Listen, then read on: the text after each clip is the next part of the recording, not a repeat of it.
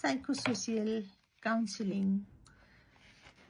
भावनात्मक, मनोवैज्ञानिक र सामाजिक नकारात्मक प्रभावले दैनिक जीवनमा प्रभाव पारेका जस्ता कारण हाम्रो दैनिक कार्य, सामाजिक व्यावसायिक जीवनका मानसिक स्वास्थ्यको कारणले परेका असर, जसमा मुख्य गरी मानसिक रोगका 3 कारण, मानसिक रोग हुन सक्ने मुख्य 3 कारण बायोलोजिकल, साइकोलोजिकल र सोसियल र धेरै लामो समयसम्म रहेको माओवादी द्वन्द्वकाल र बीचबीचमा भइरहने अस्थिरताबाट उब्जाएको अभिभावकको मृत्यु, पारिवारिक अस्थिरता र ती समयमा भोग्नु परेका नकारात्मक अनुभव, दैनिक कामकाजमै परेका असरले आर्थिक अस्थिरता, समयमै पारिश्रमिक नपाउँदा जस्ता कुराले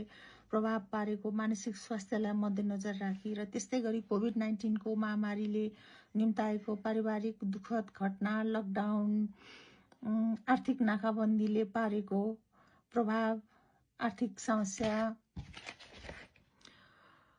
शिक्षा क्षेत्रमा परेको प्रभावको कारण विद्यार्थीहरूमा परेको मनोवैज्ञानिक असर, विविध कालखण्डमा भएका द्वन्द्वबाट अभिभावक गुमाएका गर्भवती महिला, पिता गुमाएका बाल मनोवैज्ञानिक असर,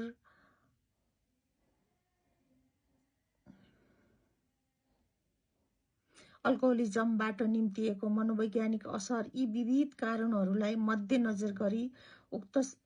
साइकोलोजिकल प्रब्लमलाई कम गरी मानसिक स्वास्थ्यका